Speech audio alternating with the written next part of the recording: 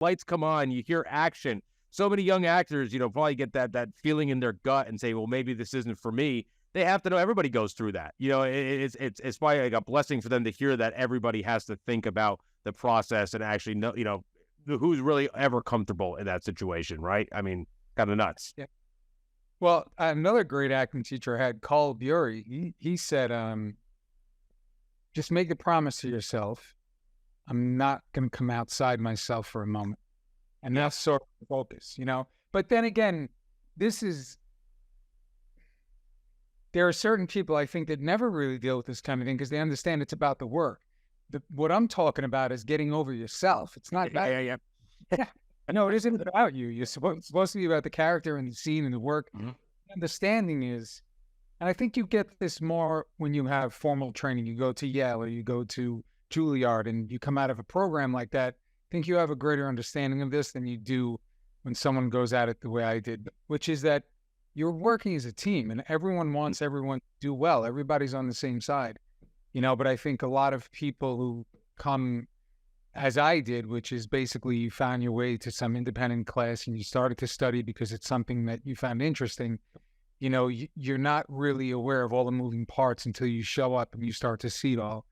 And you kind of feel defensive isn't the right word, but just, you're overly aware of yourself and the, so yeah.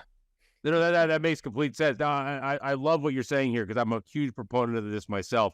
I have a lot of feeling coming from you that you believe very much in young up-and-comers getting these great mentors. You keep mentioning great teachers you had, mentors that kind of were out there teaching you the ropes, seeing that. I mean, would you really suggest, it obviously is there, but would you really suggest to our listeners that are getting into this craft to really search out and find these mentors to kind of listen and get some guidance before you really try to jump headfirst into it? Yeah, I think that's very important because, again, a lot of people, they want to be actors, but I don't know that they really know what that means. Do you want to be famous or do you really want to be an actor?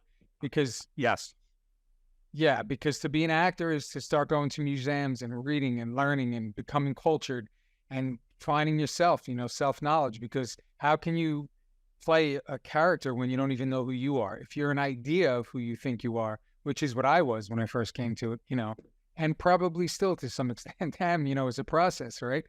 But it's really the education and the culturing is what dispels that and also allows you to step into the shoes of a character and not judge and have an understanding.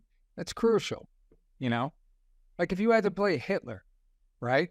How do you play that guy when we have all the judgment, all the knowledge that we have of what he's done? You know what I mean? So you got to find into that guy to be able to portray that guy. So, so mentors in that regard, mentors are huge because they're going to point you in that direction. They're going to tell you, what to look into, how to get cultured. Because I don't really think anyone can teach you how to act. You can go to voice teachers who are going to help you develop your voice. You can learn technique and things to do with your body, right? You can make your body supple and do movement classes and stuff like that. But insofar as actual acting, I think it's you either have it or you don't, Yeah, no, I agree. I think really, I was going to say, Chris, that was so well said. It should be almost incredible right there. No, I agree. The only thing I would add is the actor has to be a good listener. And as we're all doing right now is listen to each other speak, because when you know the dialogue, it's hard to kind of, make it fresh because you already know what you're going to say. To really listen to your partner and work off them, I believe that's also another thing I would add. I agree 100%. That's huge. As a matter of fact, that's all going back to what I was saying earlier about being outside myself for so many years on set and, having that anxiety and nervousness. The only thing I had going for me was listening, because that's about the only thing you could really do before you, find that relaxation and comfort on set and realize, oh, this isn't about me.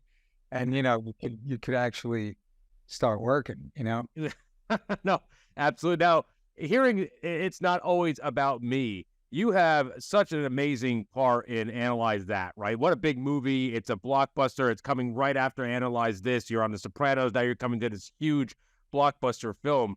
Now, as an actor, that especially the scene when you're sitting there with, De Niro, Billy Crystal, you're in that nightclub, and you're actually there with, Will DeMeo, which is a good friend of all of ours. And, we'll get into him later and what's going on with his show. But talking about an actor, when you're among people like, De Niro, Billy Crystal, that has to be such a, one, amazing experience, but two, again, humbling of this scene really isn't about me right here. I mean, look at these heavyweights. How was that? Because that had to be such an experience working with these guys. That was great.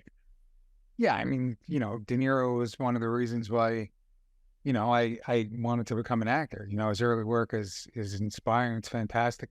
Brando, but yeah, you're there. And well, when I say it isn't about me, I'm not necessarily talking about the scene. I'm talking about just everything in general. Sure. Yeah. Understanding,